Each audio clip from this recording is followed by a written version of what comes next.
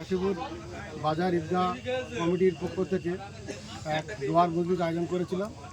আগামীকাল সেই দোয়ার মজলিস অনুষ্ঠিত হইবে। তার জন্য আজ ঠিক তার আগের দিন সন্ধ্যায় সব আনন্দে উৎফুল্লিত হয়ে পড়েছে। তো আগামীকাল আমরা যাতে অনুষ্ঠানটি সুষ্ঠুভাবে পরিচালনা করতে পারি তার জন্য আজকে থেকে একটা আলোচনাও আছে।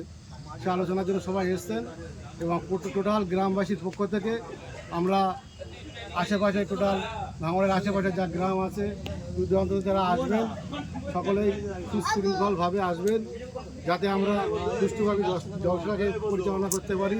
তার জন্য সবাই মিলে সাহায্য সহযোগিতা করবেন এবং আমাদের একটি উদ্দেশ্য আছে, সকলেই জানা আছে যে একটা কাশীপুর বাজার সংলগ্ন কোনো ঈদগাহ ময়দান নেই। সেই জন্য আমরা কাশীপুর গ্রামবাসীর পক্ষ থেকে উদ্যোগ নিয়েছি ঈদগাহ জায়গাটা ক্রয় করার জন্য। মূলত সেই উপলক্ষেই এই জলসার দোয়ার মজলিসটি করা হয়েছে। সেখানে আমাদের লক্ষ লক্ষ যুবকের নয়নের মণি পীরজাদা আব্বাস সিদ্দিকী ভাইজান তিনি যথাসময়ে তশরিফ আনবেন।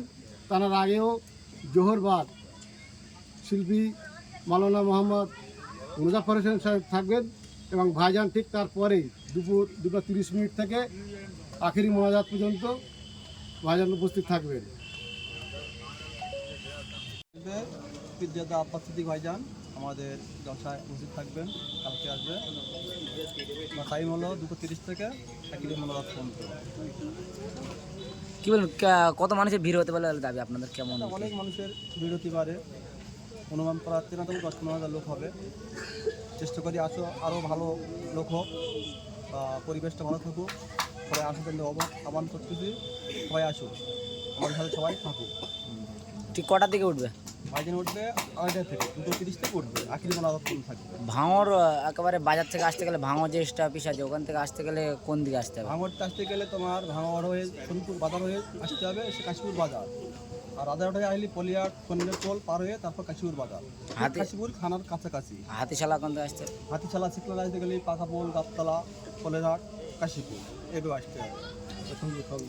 সোনপুর খালদারদেও আসতে পারবে, 6 লাইন হয়ে আসতে পারবে। তাই সবাইকে বলবো আসার জন্য অনুরোধ করবো, সবাইকে আসুন, জলসাটা সমন্বয় করুন এবং আমার ঈদগাহ উন্নতিকল্প জলসা সবাই আসুন, সবাইকে আসার জন্য অনুরোধ করুন। কেমন লাগছে যে রাতের বেলায় এত ভিড় ঠান্ডার সময় মানুষের? আমার উদ্যোগে কাশীপুর গ্রামবাসীর উদ্যোগে খুবই ভালো লাগছে। সবাইকে আসার জন্য অনুরোধ করবো এবং পাশে থাকতে বলবো সবাইকে। কোনো কি বাধা সৃষ্টি আছে? না, কোনো বাধা সৃষ্টি না, কোনো নাই, কোনো ভালোভাবে হচ্ছে, কোনো চাপ নেই।